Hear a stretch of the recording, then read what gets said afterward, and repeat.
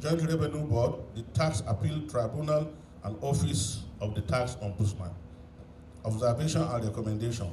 The League have that provisions of the bill, when passed and implemented, can achieve the objective of harmonization and coordination of tax revenue administration in Nigeria. We are of the considered view that the Joint Revenue Board Establishment Bill may be considered for passage by the National Assembly. Then two, we have the Nigerian Revenue Service Bill. The Nigerian Revenue Service Bill has objective of providing the legal, institutional, and regulatory framework for the administration of taxes and revenue, and to account for such taxes and revenue. The bill intends to establish the Nigerian Revenue Service and repeal the existing Federal Inland Revenue Service Act. The Nigerian Revenue Service, when established, will undertake tax assessment, collection, and accounting for all revenue accruing to the government, including other actions to support collection and accounting of the revenue. Observations and recommendations. While the League is of the conviction that the bill, when passed and implemented, the objective of tax assessment, collection, and accounting could be achieved, we have concerns on the effectiveness and appropriateness of the corporate governance of the Nigerian Revenue Service as an institution. Section 6 and 7 provides for the corporate governance of Nigerian Revenue Service. It provides for the office of the executive chairman, who shall be chief executive officer as well as chairman of the governing board. This is clumsy. It is against the principle of transparency, accountability, and effective corporate governance to have one person serving as chief executive officer, chairman of the governing board, overseeing the performance of the institution. So these concerns are genuine, and everyone who has been in governance knows that you cannot be a judge in your own case. We are consequently recommending the separation of the office of the chief executive officer and chairman of the governing board. The chairman of the governing board, when established, should be occupied by a well-educated and highly experienced person in the areas of taxation, revenue generation, and management to provide for an effective oversight on the mandate and performance of the revenue service. The chief executive officer of the state will be a member and secretary to the governing board.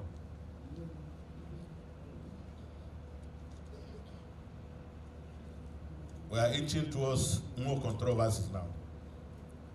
The Tax Administration Bill intends to provide for uniform procedure for a consistent and efficient administration of tax laws in order to facilitate tax compliance and optimize tax revenue collection.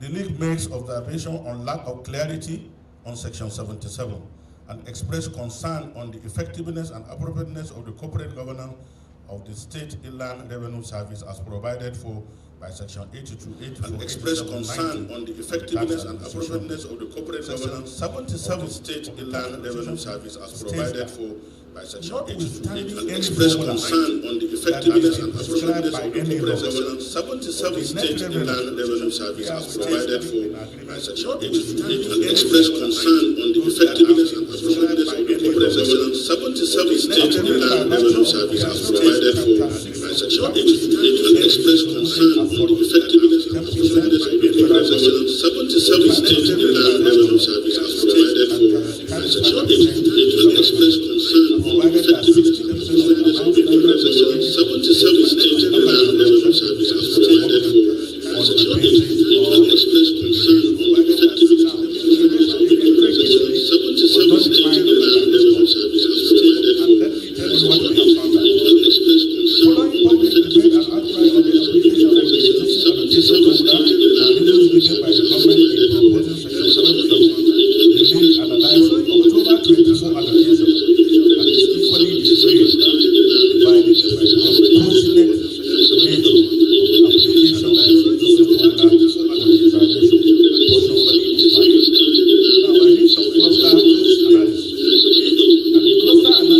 appropriateness of the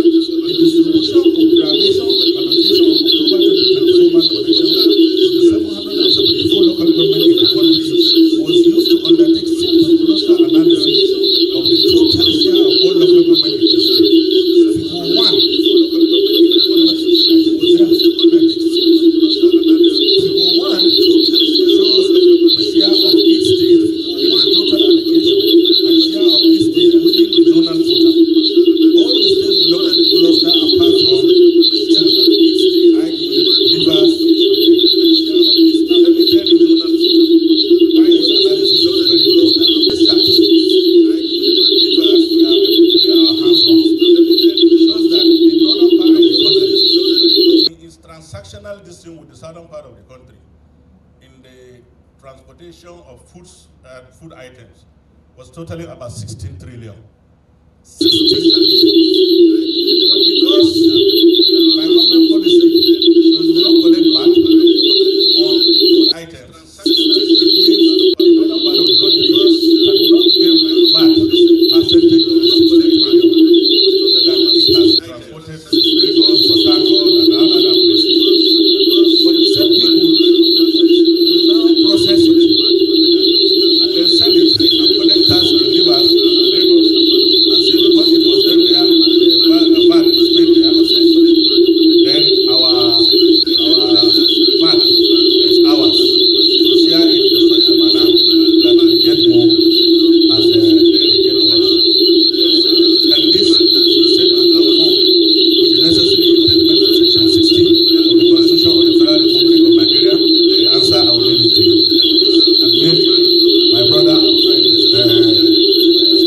Mala, and my elder brother, Dr. Gama, will do a further analysis of what we have. I don't want to speak to this graph because I think they are more conveniently stored analysis by my brother. I don't want to speak to Dr. Mohammed, who is a doctor in mathematics and statistics. But the most important thing is to show you that we take them zone by zone. And what did we find? In the southwest zone, Lagos collected 80 points. Can I have the number?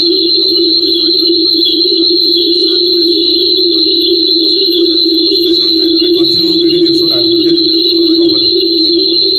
The analysis. In essence, what we are saying is that Lagos alone, one local government, collected more than what the entire southwest states collected in 1 month. Just a local government. And don't forget that the basis for this allocation is population, landmass, equity, and fairness.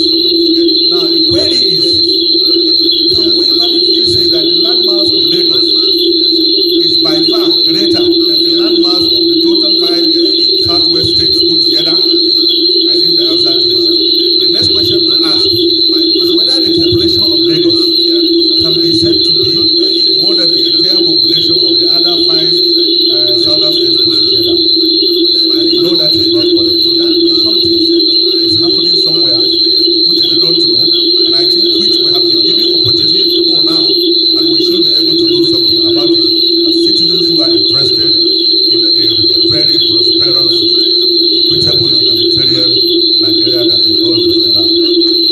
So the distribution of the derivation allocation of October 2024 collected to 774 local governments in the country was used to undertake simple cluster analysis of the total share of all the local government in each state. Figure 1 shows that the share of each state in the total allocation and share of each state within the zonal totals. All the states belong to the cluster apart from 2 states, Rivers and Lagos. This development is not unconnected with the interpretation of derivation by the tax authority. The 2 states host most of the head offices of companies that remain VAT. Compared, figure 2.7 says, compare states within the same zone in their share of October 2024 derivation share to local government. Figure 6 and 7 stand out because of a fine basis. Because even with this one that you have been left, you've not been able to do justice based on the provision of Section 16 of our Constitution. Why can't we have the fear that if we allow this to go, we can't even control what you are likely going to do? So looking at the share of each zone in figure 8, the Southwest received the most. This was the sum of 31.27 billion, while the Southeast zone received the least. Can you see? The Southeast zone received the least. This was sum of 903 million. Can you see what is happening? Can we say that we are running this economy in a manner that ensures the common good of all Nigerians? No. Can we honestly say this? No. Okay. Now, indeed, the allocation to all the 95 local governments in the Southeast was less than share of only one local government in Lagos State that received the sum of 915.8 million. Of all the states, Imo received the least allocation of 20.57 million for all of the 27 local governments. This is not our statistics, it's not Revenue Mobilization, Fiscal and Allocation Commission. Observations. Following this analysis, the League therefore agrees with the government and other analysts that the application of the existing sharing formula on the derivation portion of the VAT has fallen short of the expectation of the revenue allocation principle as enshrined in 1999 Constitution as altered, and impact Section 16(2)(c), which states that the economic system is not operated in such a manner as to permit the concentration of wealth or the means of production and exchange in the hands of few individuals or a group, thereby giving credit to the need to look at the existing allocation formula. The League of Northern Democrats also observed that Section 143 of the bill failed to provide the interpretation for derivation, and there is nowhere else in the bill where derivation was clearly defined. A clear definition of the keyword derivation in the bill is necessary to guide the implementation of this formula for the allocation of VAT collection between the federating units. Recommendation. The League therefore recommends an amendment to Section 77 and Section 143 of the Tax Administration Bill as follows. Section 77, notwithstanding any formula that may be prescribed by any other law, the total revenue accruing by virtue of the separation of the operation of Chapter 6 of the Nigerian Tax Act shall be distributed as follows. 1. 10% to the federal government. B. 55% to the state government and the federal capital territory. And C. 35% to local government, provided that 60% of the amount standing to the credit of states and local government shall be distributed among them on the basis of derivation, which has not been defined yet. Section 82, 84, 87, 90 of the Tax Administration Bill, service, and the governing structure for the service.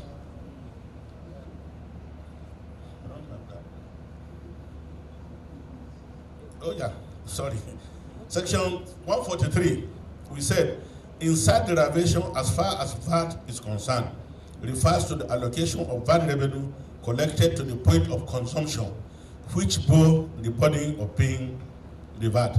If you remember the last statistics we gave you about 16 trillion of cows, yams, pepper, tomatoes, and all this sent there. They are consumed. Is that not true? So if you say VAT is a consumption tax, and then you eliminate this by way of policy, wherein lies the wisdom of saying that because they are processed in the given location, that location should have the exclusive right to take certain percentage of that. This is not the necessary intendment of our Constitution. And don't forget, from the president to the governors, to councillors, to local government chairmen, they have all sworn to us, which is the basis of our rules of engagement with them, that they will uphold, protect, and defend the Constitution of the Federal Republic of Nigeria and the law, that they will not allow their personal interest to affect their official decision and conduct, and that they will do justice to all manner of people without fear or favor, affection or ill will. Can we validly say that justice has been done in this kind of situation? So they are running foul of the order of office they have taken. Section 82, 84, 87, 90, and of the Tax Administration Bill, these sections establish the State Inland Revenue Service and the governing structure for the service. The governing structure provides for an executive chairman as the executive officer and chairman of the governing board. So it's what we have said in the last one regarding that. I will jump that one. Then the tax bill, the last recommendation. The League is recommending the separation of the office of the Chief Executive Officer, the Chairman of the Governing Board of the State Inland Revenue Service, and the Chairman of the Governing Board, when established, should be occupied by a well-educated and highly experienced person in the area of taxation, revenue generation, and management, to provide for an effective oversight on the mandate and performance of the Revenue Service.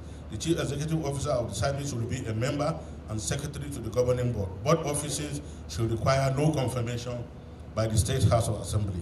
It is also recommended that the State Inland Revenue Service, the governing board, be expanded for each of the 3 senatorial districts in state to have a representative on the board of the SIS and to be nominated, of course, by the state governor.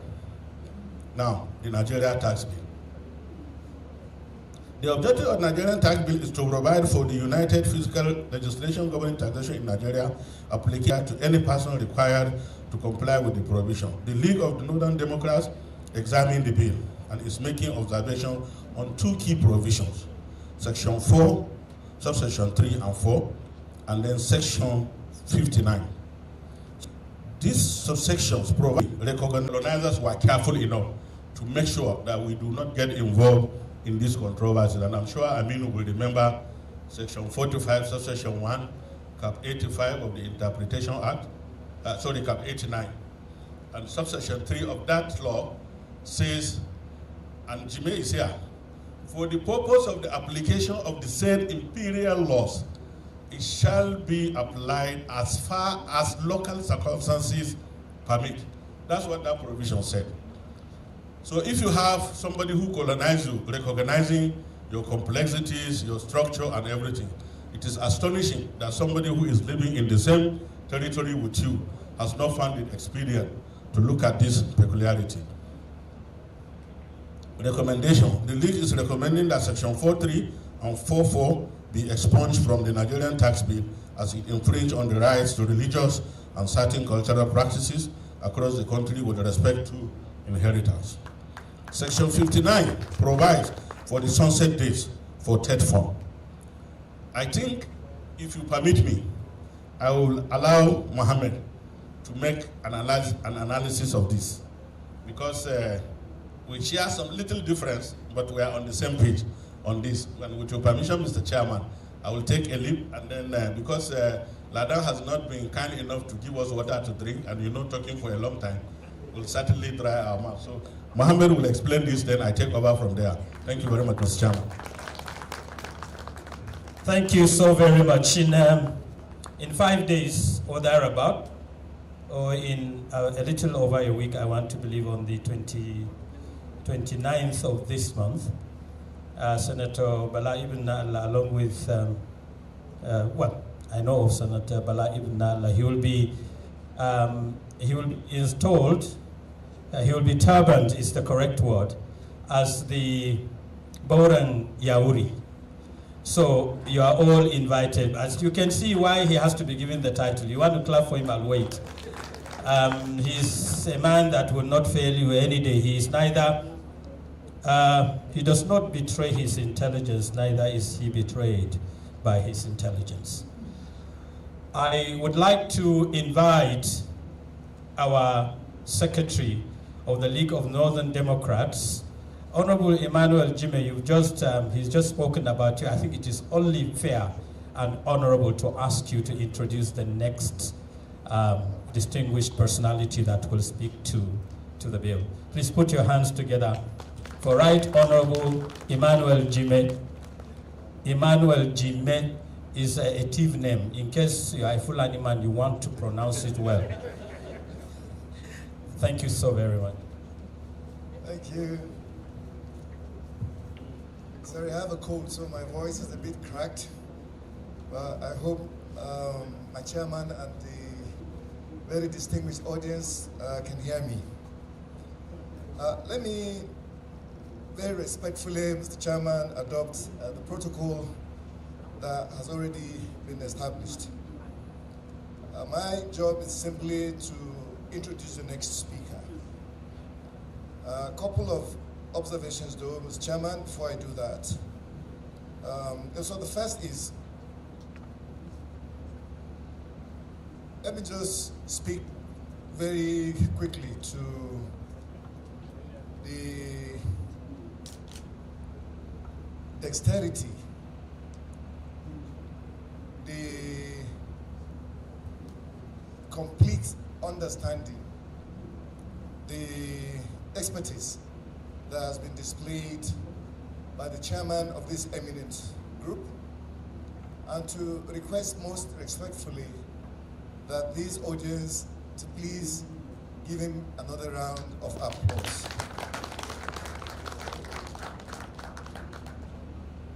The problem, though, this afternoon is distinguished Senator Bala Ibn Na'Allah was actually meant to address us on the general principles of this presentation. That's what we normally say in Parliament. But the problem with a man like Ibn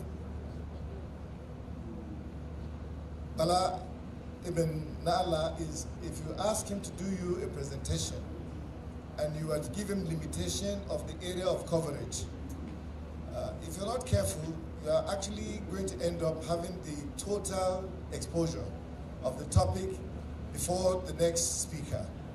So now I'm just a bit worried for the next speaker as to really what will be the extent of the coverage that he's going to give to us. So maybe the chairman, next time, the protocol may arrange it in such a way Na'Allah speaks. Every other person should have spoken for him. That way, maybe there will be space for someone else to also speak. Finally, one last observation. I would like to request all the Fulanis that I hear in this audience to please remember. I walked into this hall this afternoon, and my friend Amin Shagari was calling me Munchi. And I told him that once I get the opportunity to speak to this issue, Chairman, I'm going to request that we should have another conversation entirely different from the actual reason why we're here. What actually did we cheat them? Because I'm really not sure about what is it exactly is it that we ate.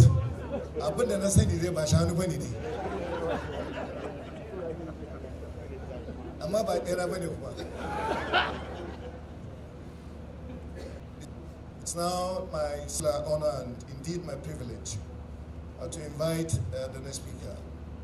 His name is Dr. Muhammad Tumala.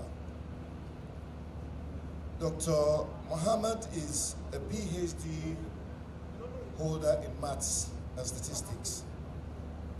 He's a retired director of the monetary policy at the Central Bank of Nigeria, and now he's also actually a successful farmer.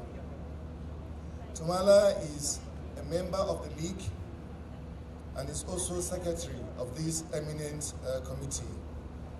He indeed is the one to speak to us about the details of this particular topic that we're being addressed on today. Dr. Tumala, sir, can I hand the microphone over to you?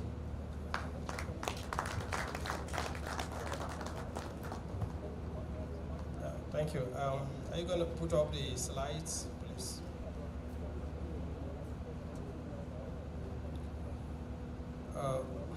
Mr. Chairman, Secretary to the League, ladies and gentlemen, I think most of the presentation has been done. What we did was to create a summary out of our detailed report. If the slides are ready, so that we can have also members of the audience listening. Well, before we delve into examining the bills, we examine the red flags as far as tax and public revenues are concerned in Nigeria. We are also concerned about the level of revenue available to government and the fiscal space. Nigeria collects just about 7.3% of its GDP as tax. That is one of the lowest around the world. I heard the Speaker of the House of Reps mentioning this to be 10.9 yesterday. Well, even if it is 10.9, research has shown that for the public sector to be able to provide the infrastructure to support an economy to grow in a sustainable way, it should have access to at least 20% of its GDP as revenue. We are at 10.9, if that is the number for 2024. So that is very low, and no wonder why our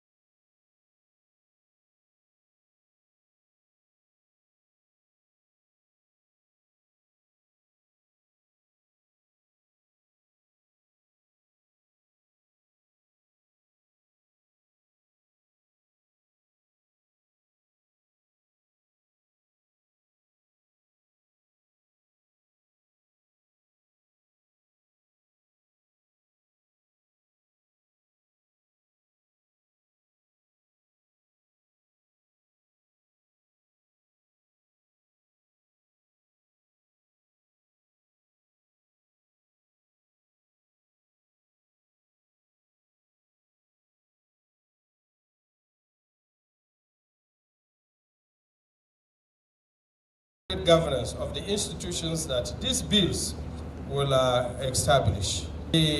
All the bills have been what my chairman has already done, and possibly looking at the analysis that was done. Of course, we had no issue with two of the bills, with the exception of as far as the Nigerian Revenue Service is concerned. But where we went into analysis is the Joint Revenue Board Establishment Bill. Governance where of the institutions that these bills an extensive analysis of the October 2024 distribution to local governments in Nigeria. That VAT portion that was supposed to be distributed to all the local governments. And what has been shown to you is we did a cluster analysis. Cluster is an English word. It's like putting people in this room, okay, in like, groups, okay, maybe with a very clear factor. But the factor we used here is what each local government got.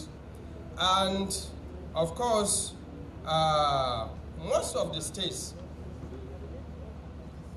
there are no slides, most of the states seem to lie in one cluster.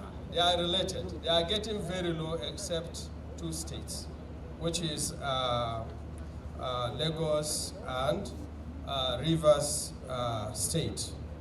We also looked at the data within each zone. Of course, the distribution we saw within each zone reflects the economic realities of those zones. For instance, if you looked at Northwest, you see Kano, you know, the local governments in Kano getting more than the local governments in, let's say, Jigawa. That makes sense economically. We looked at that. But then stood out two zones, the South-South and the Southwest. The South-South, because of River State, and the Southwest, because of Lagos State. We looked into those zones, and for the Southwest, they have a total of 137 local governments.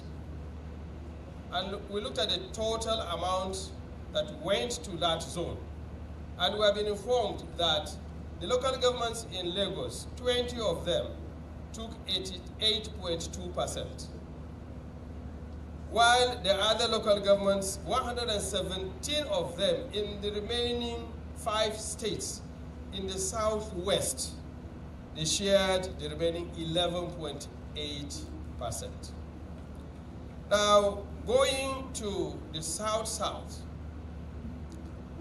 River State alone took 82.1%, while 17.9% went to the remaining local governments in the other states. And we also looked at zonal distributions. Naturally, the Southwest would have the lion's share because of the presence of rivers and Lagos State. And the only factor that we associated with this development is the use of, because banks can submit VAT by their branches. Dangote Cement can provide data of where they have distributed or at least sent in their cement. But for convenience, the Federal Inland Revenue currently says, well, don't go give us too many papers, just give us one paper from the head office. And that is what is responsible, you know, for this very unpleasant development. We also saw that to demonstrate how extreme these issues are, you have been told, of course, that the entire South-South that got the list, which was 903 million, that amount was much lower than what a single local government in Lagos State received in that October. But worst case is that of Imo, that in the October VAT collection, only 20 million naira was given to Imo State to share among its 27 local governments. And that is what led to. So the amendment that is proposed for Section 77 are two key things. One, the replacement of the keyword net revenue, net of what? Which means anything can be brought to the table for sharing. We think that it should be the total revenue. The Federal Inland Revenue that collects VAT and other taxes is an agency of the federal government. And the federal government should find a way of financing that collection from its share of 10%. The other amendment will be to Section 143. And you need to insert in an appropriate place the definition of derivation, the interpretation of derivation. And this is the interpretation.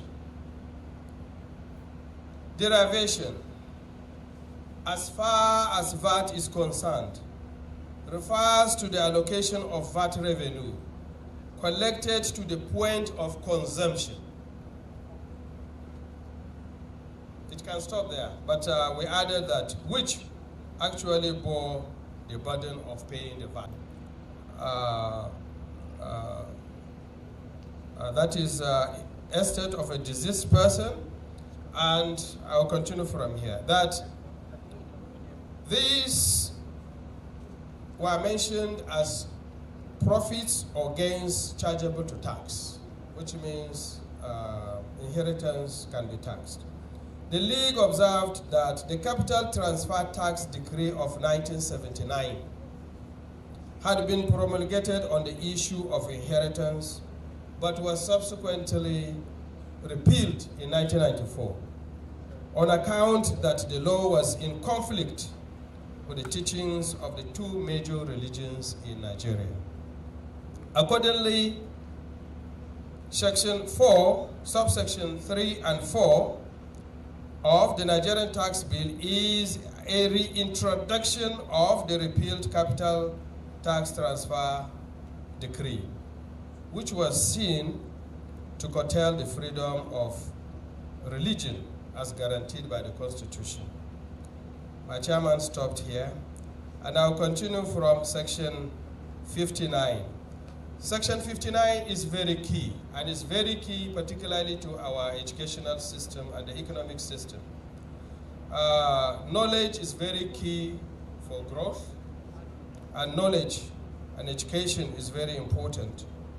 This section provides for a sunset date for the TED Fund, the NITDA, NASENI. These institutions play very key roles in the development of tertiary institutions in Nigeria, particularly the TED Fund. The TED Fund is a product of extensive research. I lectured at the University of Maiduguri for like 20 years. I remembered attending several meetings to brainstorm on how do we reverse the decay infrastructure in our universities. And the product was a suggestion to the government that maybe an institution like TED Fund should be put in place, and it was eventually established. And this institution will have a sunset date. And the benefit going to TED Fund will be transferred to NEL Fund. NEL Fund is an institution that is established to provide loans to young Nigerians to acquire higher education and skills. It is a loan granting fund. And for us as a nation to transfer entirely the fund available to TED Fund to NEL Fund is like putting on the shoulders of our young people the responsibility of developing and sustaining our educational system. I think that shouldn't be acceptable. Indeed, we are not only doing that, but as a country, we are heavily borrowing for them to pay when their time comes. So we think that that section should be amended to sustain TED Fund, and that TED Fund should be the sole benefactor of the 2% development levy. And if there is need, TED Fund should run NEL Fund as a project. And indeed, with time, NEL Fund will begin to recover the loans, have income on its investment of undisbursed funds, and eventually it becomes a revolving fund. So we do not need, a very long-term, funding or inflow for NEL Fund. I think that's the analysis, because I was very passionate about this. I can. So that is our consideration as far as that section is. But we also said NITDA shouldn't have a sunset date in 2026. NITDA has a responsibility to facilitate acquisition of digital literacy by Nigerians. And we have mentioned that one of the critical red flags we have as far as VAT revenue is concerned is the huge informal sector and the lack of digital platform for us as a country to capture economic transactions wherever they happen.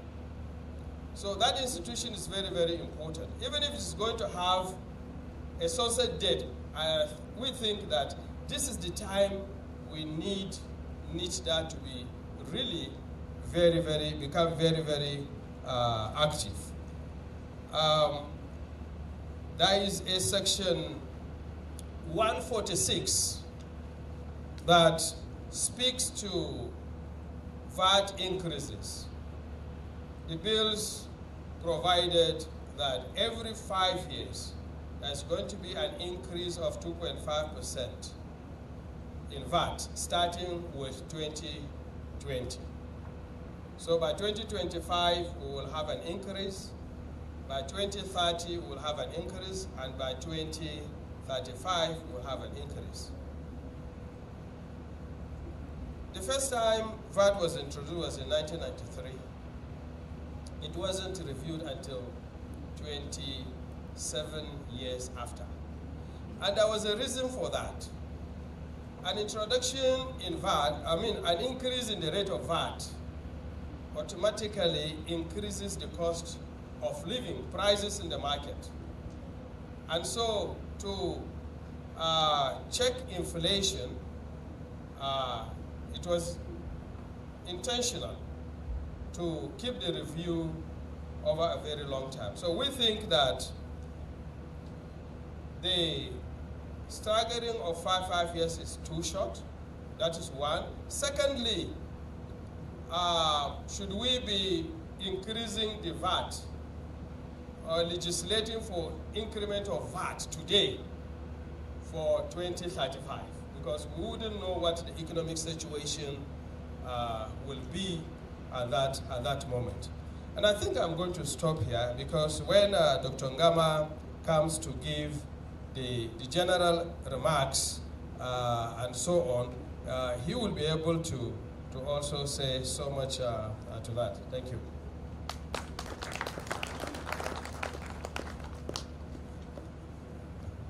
Thank you very much, Dr. Mohammed. Let me again, because you have to fear those who will misinterpret what we have said here and claim that we have not made ourselves clear enough. You will find in one section of this report where we said the entire 4 bills were inelegantly drafted. And I know that I didn't have any difficulty in convincing the committee members of the way and manner that the bills were modeled on. They were fashioned based on the South African model. And you know that South Africa has a higher percentage of formalization of their economy, which we don't have here. So what you have there as a template may not necessarily fit into our template as a country. And we thought that those committee of experts should equally have taken that into consideration. I will give you one example so that you understand. These issues are always intricate. I read taxation law at the Ahmadu Bello University, Zaria. Maybe that I shall say this. We had a case where the taxing authority decided that some group of people who went to do gambling and made huge sums of money were to be taxed. And they said, well, we know that you have abolished and made gambling illegal. It is better for us to hold our money. You charge us for disobeying the law and try us and convict us and fine us, since we are first offenders. There is no way you can send us to jail. The best you can do is to fine us. And the fine was so small, just £5 or thereabout. And if they were to pay tax, they were going to pay tax of hundreds of millions of pounds because of the profit they made from the gambling. And government said, no, we want tax from that money.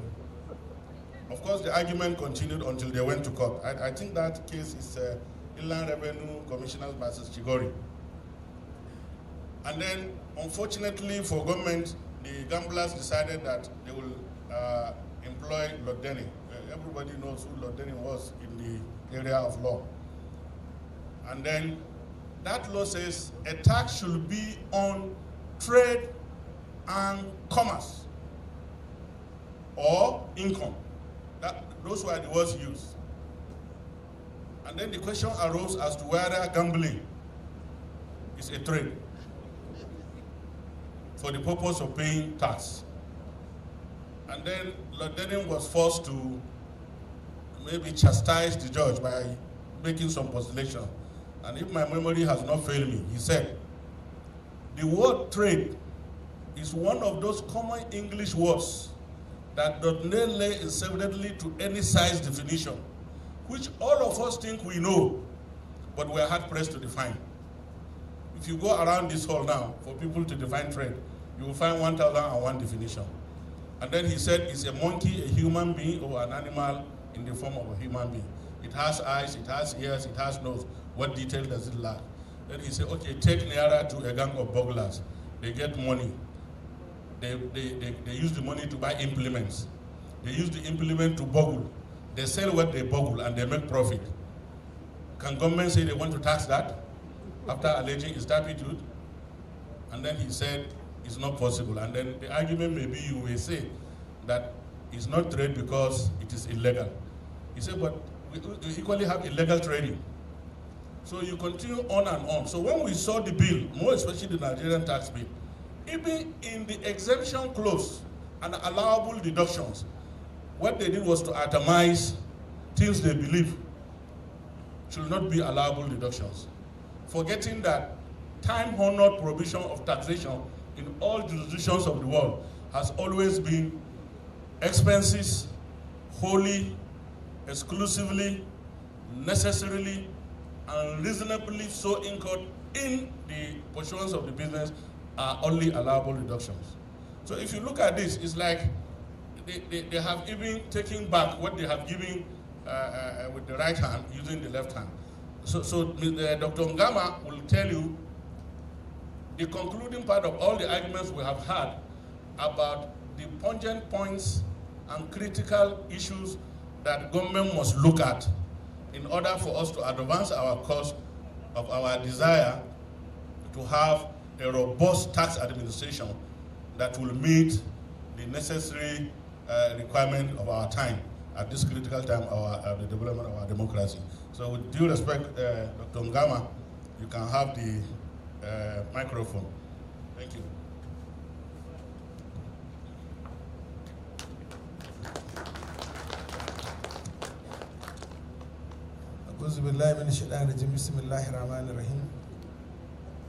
Our dear chairman of the League of Democrats, Alhaji Ibrahim Shekarau, my senior brother Alhaji Ibrahim Bio, all the leaders of League of Northern Democrats. I believe everybody is a leader here because we are in a league. My job is very simple. You see, our chairman has read our own recommendation, and Mohamed Tumala has elaborated on some of the statistics. However, what are the takeaways? What are we talking about in a nutshell?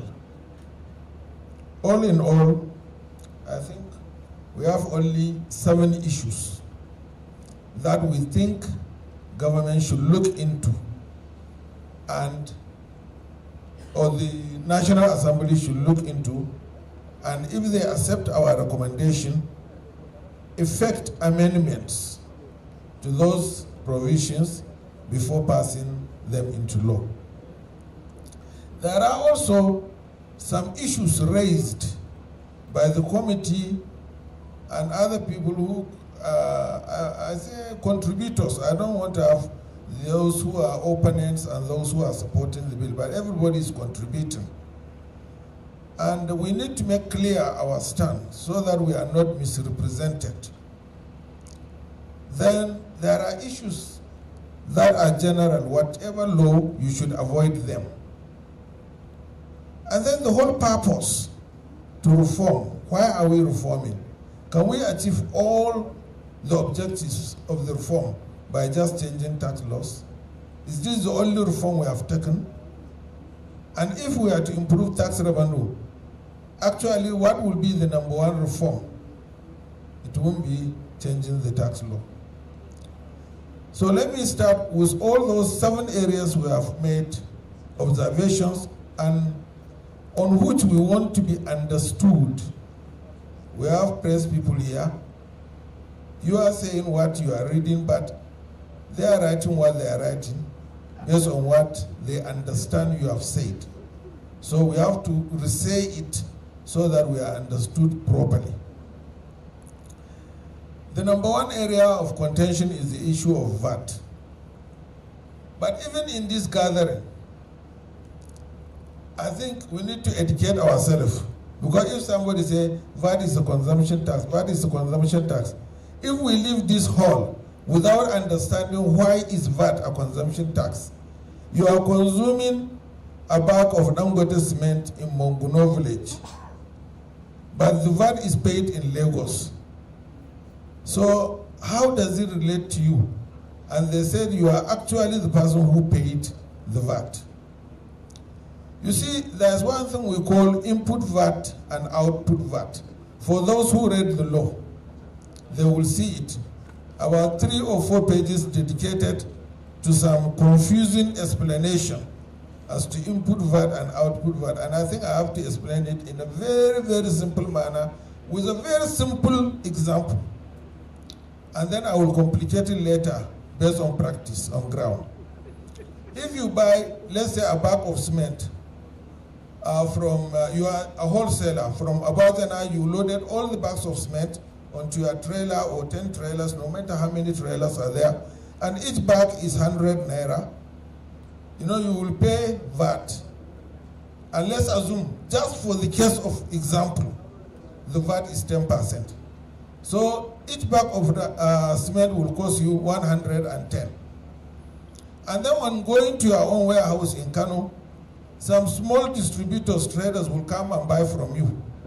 You have to make your own profit because there is transportation, there is storage and everything. And you sold each bag of cement to them 150 naira. And they will pay VAT, 10%. I'm using 10% as an example. If I use 7.5, you have to use your calculator to calculate the VAT. That's why I'm using 10. So those people buying from you, they will pay VAT of 15 naira. Then they will take the bags of cement to their own village where the ultimate consumer will buy. Because they have carried those cements, transportation, everything, so they sold each bag of cement 200 naira. And you buying, you have to pay VAT 10%, 20 naira. So you bought the bag of cement 220 naira. So how are you going to reconcile? What is happening is, when the first person, the grade A distributor, buys the cement from Obajana and pays 10 naira on each bag, he will now collect from the one who buys from him 15 naira on each bag. So 10 naira, he has already refunded himself the 10 naira he paid. So the 10 naira he paid is input VAT as far as he's concerned. The 15 naira he collected is output VAT. So the VAT he's going to remit is output VAT minus input VAT. He will only going to send 5 naira to them. He has recovered his 10 naira. Then the one who bought and paid 15 naira, he went to his village. 15 naira is now his input VAT. When he sells it at 20 naira, collect VAT of 200 naira, collect VAT of 20 naira. He will now remit 5 and claim the 15 naira he has paid. So who paid the entire VAT? The one who paid the 20. So that's why the ultimate consumer is the payer of the VAT. But if you come to MTN, to them, they have same rate for everybody. But they too, they have some distributors grade by grade. So they compute, they know ultimately the price at which the final buyer will buy. And therefore they have taken their 20 naira up in issue. Whatever remains is the profit those distributors will make. But who pays the 20 naira? The person speaking at the end of the phone. If you come back to the cement, ask anybody selling cement, Dangote will tell you, sell at 200. He has already given every state their own profit. And he knows the VAT 20 naira. He has taken it already. And he knows the final person will buy. Even if it is Coca-Cola, whether you drink it in Lagos or drink it in Maiduguri, the same price. I hope you understand. That's why you have uniform prices. It's only in petroleum government says there will be no more uniform prices. But the issue is that they already dictate the final price at which the consumer will buy. And they have calculated the VAT and taken it out. Then all these people will be taking and refunding themselves and then make their profit. But they already know the final. You cannot open your shop and now sell Coca-Cola at a price higher than the one that Coca-Cola company said you should sell. Well, unless you are in a very, very remote village, you can escape with that. Even if it is above so premier, you find that anywhere you go is the same price. So that's the way it works. So anybody telling you that the head office in Lagos that remit this VAT, that the VAT is paid in Lagos is a lie. Or they use the word Lagos contributed. Well, Lagos didn't contribute anything. It's only their portion of the product that they consume, then they pay the VAT on it. But all the other VATs are actually paid all over the country. So you have to know that it's a consumption tax and all of us paid it. Therefore, if credit will be given, it has to be given to everybody. Let's go back to the law. In fact, that's why we said the National Assembly should take this thing slowly. Because the more you read, the more you discover things. Yesterday, I think I slept for only 3 hours maybe. Because I know I just leaned on my chair, sleep took me, and then I woke up, I did my morning prayers, and then I continued reading. Just yesterday night, I discovered that we are only talking about section 77, 77. Actually, there is section 22. Section 22 said that Dangote or MTN, when they are submitting their VAT return, they have to now attach a form that shows the attrition of that VAT. Just like derivation, attrition has not yet been defined. If you read further, it is the attrition that will show the derivation. And both have not been defined. So if you are paying VAT of one, but it is yet to be written or clearly explained, just like derivation. So they have two words, derivation, attrition. And the form that the people will fill for the attrition should be attached as a schedule to the law, but up to today form. So we don't know how the form will be and what kind of attrition. So if we just leave it based on what they say it by word of mouth, the law will be passed and they can define attrition in the way they will deem fit. And there's nothing you can do. That's why we said both derivation and attrition must be clearly defined. And everybody has said it, including revenue mobilization and the people on the committee, that it means consumption. And another section, section 101, says that if a company does not attach the attrition form when it is rendering its return, it will be fined 1 million naira. There is even penalty for not showing the derivation when you are giving the lump sum. If you don't attach, the penalty is 1 million naira. So you see, when my chairman said, this thing has been sharply done, or which word you use, inelegantly, because we respect the members of the committee. Most of them are more intelligent than us. Some of them are our seniors. But when it is inelegantly done, please let us go and do it elegantly. Nigeria is a land of elegant people. So once this is done, truly, as far as we are concerned, in the League of Northern Democrats, once derivation is defined as consumption, once attrition to the federal government, states, and also the members of Federal Revenue Mobilization Allocation and Fiscal Commission to sort out. Because when you come to practical implementation, you have to have a meeting point.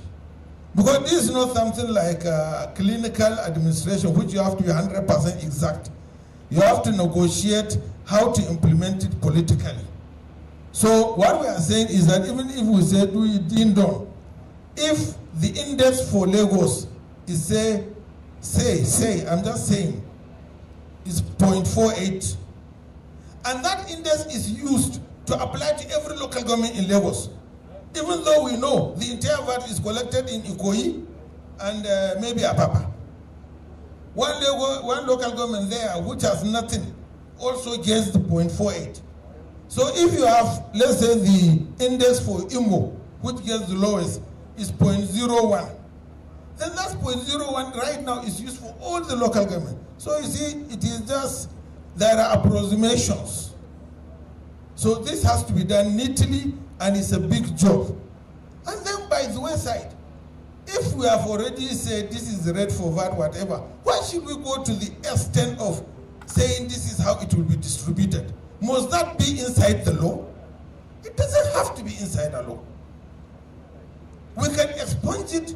Federal Revenue Mobilization Fiscal and Allocation Committee, go and work out this detail, pass it as a regulation, and we adopt. Today, as a banker, whether as a matter is said in the Banking Act or it is a circular from the central bank, I have to obey. It doesn't matter whether it is a circular or law. Maybe sometimes the law may not even attach penalty, but a circular may say I must do something and there is a penalty. So even the circular is heavier than the law. So it doesn't matter whether it is in the law or it is by way of guideline, it is but why should something which today can change, tomorrow can be different, why should we put it in the law? So we should put it as a guideline because it is easier to change a guideline. So what we are saying is that people should understand us. Then we now come to inheritance tax. For those who have read, I think the chairman of the committee has a statement he put on, they call it X, I think it's Twitter. He said, as far as he's concerned, in all the 4 laws, there is nowhere when you do your search, you will see the word inheritance. It is not there. And what they are talking about in the law has nothing to do with inheritance, income, or whatever. So it's very difficult for me to understand. He said there are some, let's say a parcel of land belonging to so-so family. When they decide to sell part of the land over time, then that income will come. Inheritance is done once and for all, but family asset, you can be selling it in piecemeal. All this is grammar. Even the family land, it must have been inherited from somebody. No matter how you define it. This is our family asset, this is our family. You have to go by who owned it originally. Maybe the inheritance was never distributed. But if you look at this issue, it makes sense to some people because that is the practice in their area. If you look at the law, even as it is today, they say it is in the personal income tax law, and it is there quoted. But what they wrote there, they are talking of custom. They are talking of people living in a territory. They are talking of people doing things the usual way they used to do. No, this means it is something to do with family, custom, and practices that may differ from one part of Nigeria and another. So this is something that should be contained in customary law or our Sharia law. You shouldn't put it in a national law. So the whole issue, no matter how he defines it, family A owns this land or this plantation, this way, okay, put it in the customary law of the area, Ondo State or Ogun State. You understand it, you practice it, we don't. So that's our comment. You are going into an area, as my chairman said, even the white man who came to colonize us, he ran away from that issue. He said, let them do it according to their religion and their custom. And now we are coming to enforce it on us. Something you, anyway, if right now, even when it was introduced during Obasanjo, it was never practiced. So even what we have now in the personal income tax, which talk about family asset, if we now go and take a survey in all the Nigerian courts, how many cases were decided by that? And you find that it may be something to do with one certain part of Nigeria. So please, these are local issues, traditional issues, customary issues. Take it out of this law. Let them go and handle it with their State House of Assembly the way they deem fit. Thank you. Then, just in line with what I've said, so that I don't mangle things, when we read through the laws, really there are things that should not be in a law. Even those that we like. The portion I like most is the rendition of return. You must do it on time. If you don't do, you will have penalty. You know, if you don't penalize non-performance, if you don't penalize people running away from paying or disclosing what they have earned so that the appropriate tax will be taken, then, you know, we are not going to meet whatever ratio we want to meet in our efficiency ratio. Right now, we are collecting 20% of what we should collect. So you have to tighten the area of, you know, return rendition, computation, compliance, and the penalties are fine. But those penalties, you say if I don't get my team, I will pay 50,000.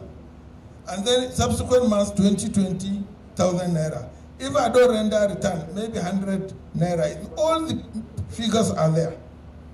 If tomorrow, the governor of Central Bank brings a new note and removes 2 zeros from the new note, you know, 800,000 will become 8,000. So when you say in the law, anybody earning 8,000 and below, no tax. And then with the new note, maybe even the president will not add 800,000, because that 800,000 will be equivalent to today's 80 million. So you will find that few people in Nigeria will be paying 800,000 and above. I could remember when I started working as a graduate assistant, my salary was 6,000 naira per annum, something like that. I used to get 572. 6,000 per annum. Per annum, 6,000 per annum. And we are the highest paid, myself and Tumala, graduate assistant. Even banks, they pay 470 something. Civil service is 384, I've not forgotten. Grade level 8, step 4. We as lecturers, we are getting 572, the highest in Nigeria. So when we go back to that kind of area, then nobody will actually earn 800,000. So why should you put 800,000 in the law when if there is redenomination, everything will change? Or if we have a good head, Shugaban Kasa, who now repaired the economy and Naira becomes 10 Naira to $1, then all the salaries will now, you know, change. So these are things that can change based on circumstances and based on time. You remove them, but the offenses can be written as a schedule. The offenses can be attached to the law, but the penalty let the Federal Inland Revenue Service, maybe after, based on the approval of the minister, determine the penalty. I'm telling you, even as it is today, we, myself, and who is the richest man here? You know, I'm very poor. So we will commit one offense. They will decide to charge him 1 million naira and charge me 50,000 naira because of circumstances. So let that flexibility be given to the tax authorities. We will remove most of those things. In fact, the Central Bank Act and BOFIA, they ran into this problem, and that's why if you read, you won't see these figures stated. So if Central Bank has learned its own mistake and removed all monetary values and left them to the supervisors to determine, why should this tax repeat the same mistake and fall into a problem that Central Bank has already corrected over 10 or some years back?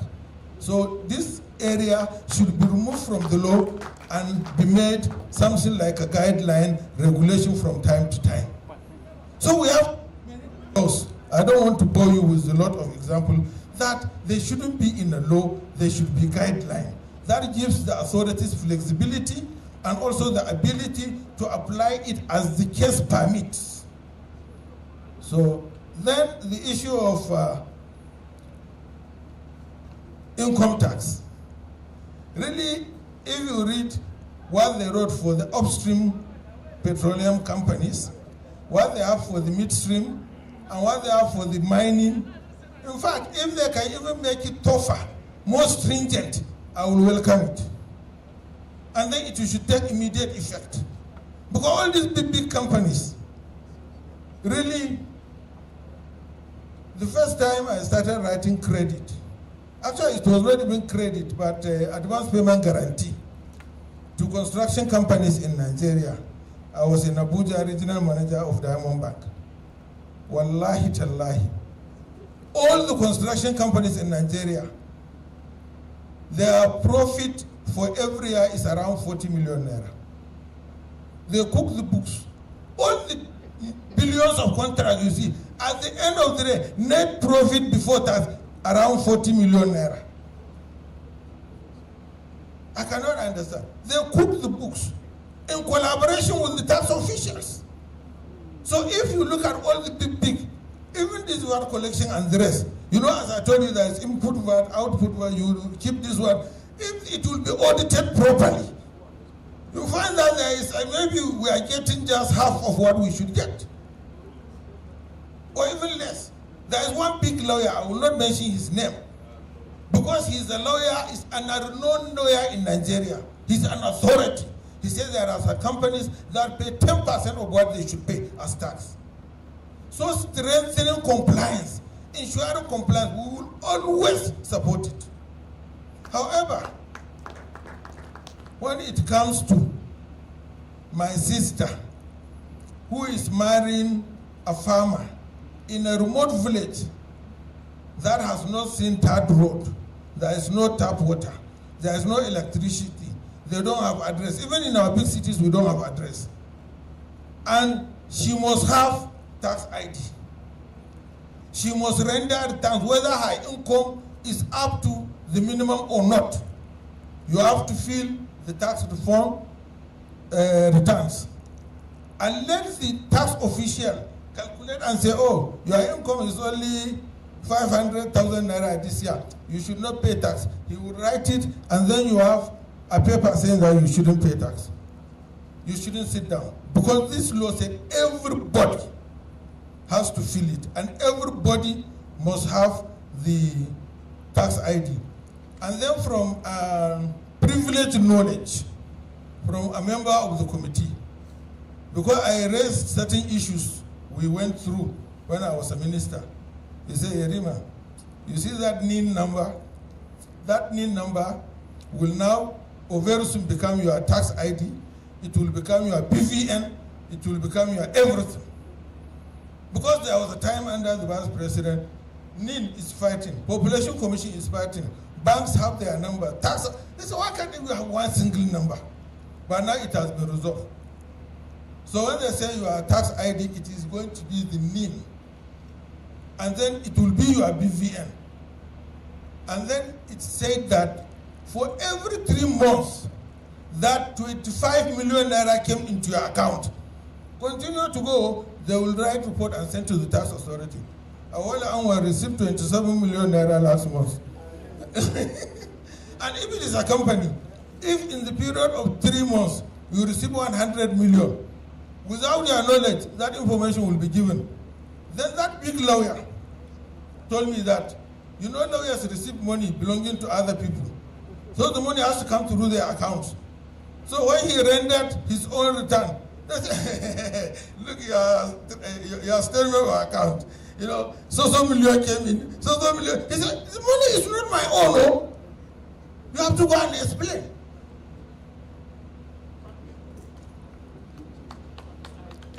So it is going to be, you will fear the taxman more than you fear maybe the police and the army. And that's the way it is in other countries. Look at presidents being pursued because of tax issues. So that's what they are proposing for Nigeria.